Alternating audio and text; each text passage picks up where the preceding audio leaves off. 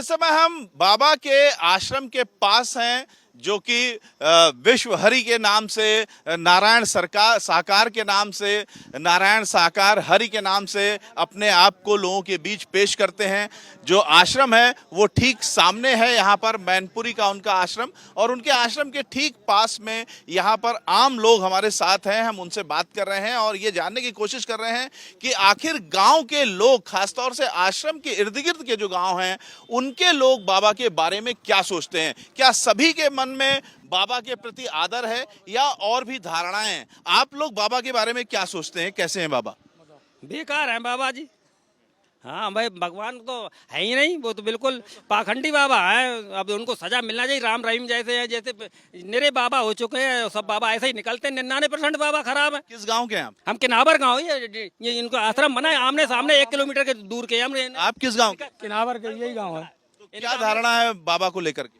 बाबा तो हमें बिल्कुल पसंद नहीं। वो तो अब तो जब टीवी में देखते हैं उनके कि उन पर बहुत से केस लगे हैं, और पहले भी हम मानते थे पाखंडी है, अब तो बिल्कुल ही समझ गए। क्यों मानते हैं कि पाखंडी है? पाखंडी जो अपनी माई को बिठाए, अपनी बीवी को छोड़ दिया, माई को बिठा लिया, पाखंडी और क्या है? आप लोग बताइए क्या सोचते हैं? आप अंधविश्वास फैलाए हुए हैं। न ये भगवान है, न भगवान का कभी रूप हो सकते हैं। भगवान तो अंतरात्मा है और अंतर्यामी है, और ये तो अपने आप को बने फिर रहे कि हम सब साकार हरि का हमारा स्वरूप है। ऐसा कुछ नहीं। अभी पास के गांव के? नहीं, मैं बेवर का रहने वाला हूँ, लेकिन आपको क्या लगता है कि इस गांव के आसपास जो लोग हैं, उन इलाकों से ही महिलाएं भी जाती हैं और बहुत सारे पुरुष भी जाते हैं बाबा के पास, आखिर वो क्यों इतना बाबा को मानते हैं? उन्होंने एक तो बहुत बड़ा जातवाद फैलाया हुआ है। इसके आधार पे कुछ ज़्यादातर एससी वर्ग की जो महिलाएं हैं वो उनके साथ जुड़ी हुई हैं। कुछ ओबीसी वर्ग के लोग भी उनसे पैंट बनाए हुए हैं।